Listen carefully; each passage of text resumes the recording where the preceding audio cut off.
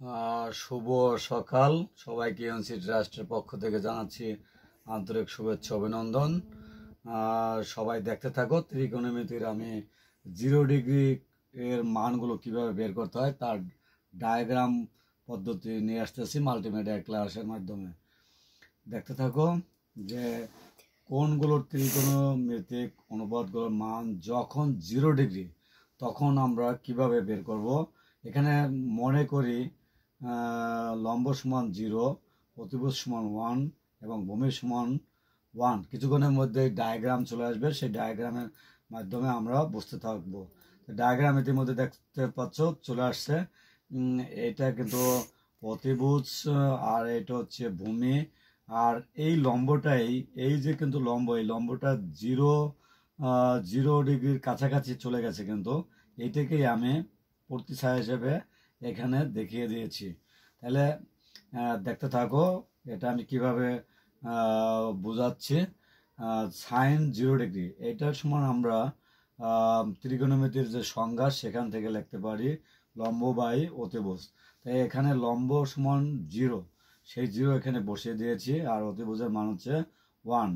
তা 1কে 0কে যদি 1 দিয়ে ভাগ করি তাহলে 0 আসে। তাহলে সাইন 0 ডিগ্রি ইকুয়াল টু কি লেখা যায়? 0 লেখা যায়। ঠিক একইভাবে এর বিপরীত হচ্ছে কোসেক 0 ডিগ্রি ইকুয়াল টু লেখা যাবে অতিভুজ বাই লম্ব। তো অতিভুজের মান কত? 1, আর লম্বর মান হচ্ছে 0। তো 0 দিয়ে যদি 1কে ভাগ করা হয় তাহলে কিন্তু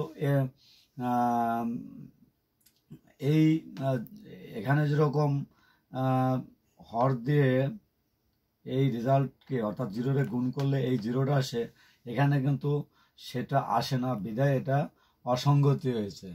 কাজেই এটা তোমরা বুঝতে পেরেছো। পরবর্তীটা দেখো cos 0 ডিগ্রি ত্রিকোণমিতির সংজ্ঞা থেকে লেখা যায় ভূমি বাই অতিভুজ। তাই ভূমি কি এখানে 1 আর অতিভুজ কি 1, 1-রে 1 দিয়ে ভাগ দিলে কি থাকে? 1। cos 0 ইকুয়াল টু লেখা যায় 1। তারপর হচ্ছে sec 0 ডিগ্রি, এর বিপরীত অতিভুজ বাই ভূমি। তো অতিভুজের মান কত? 1 আর ভূমির মান কত? 1। এটাকে ভাগ করলে 1-ই থাকে, তাহলে sec 0 ইকুয়াল টু কি লেখা যায়? 1 লেখা যায়। তো এভাবে কিন্তু আমরা মানগুলো নির্ণয় করতে পারি বিকল্প পদ্ধতি অনুসারে। tan 0 ইকুয়াল টু লেখা যায় লম্ব বাই ভূমি। লম্ব মান কত? 0 আর ভূমি হচ্ছে 1। তাই এটা 1 দিয়ে যদি 0-রে ভাগ দিই তাহলে 0 আসে। তাহলে tan 0 ইকুয়াল টু লেখা যায় 0। ঠিক cot 0 ঠিক এর বিপরীত। তাহলে ভূমি বাই লম্ব, ভূমির মান কত? 1 ডিভাইডেড বাই লম্বর মান 0। তো 0 দিয়ে 1-রে ভাগ করা যায় না, বিধায় এই রেজাল্টটা পাওয়া যায় না, বিধায় এখানে অসঙ্গতি চলে আসছে। কাজেই এই ডায়াগ্রামে যা বোঝাতে চাচ্ছি, আশা করছি যে যেখান থেকে দেখছো সুন্দরভাবে এই ডায়াগ্রামের মাধ্যমে 0 ডিগ্রি মান কিভাবে বের করলাম বুঝতে পেরেছো। সবাইকে ধন্যবাদ।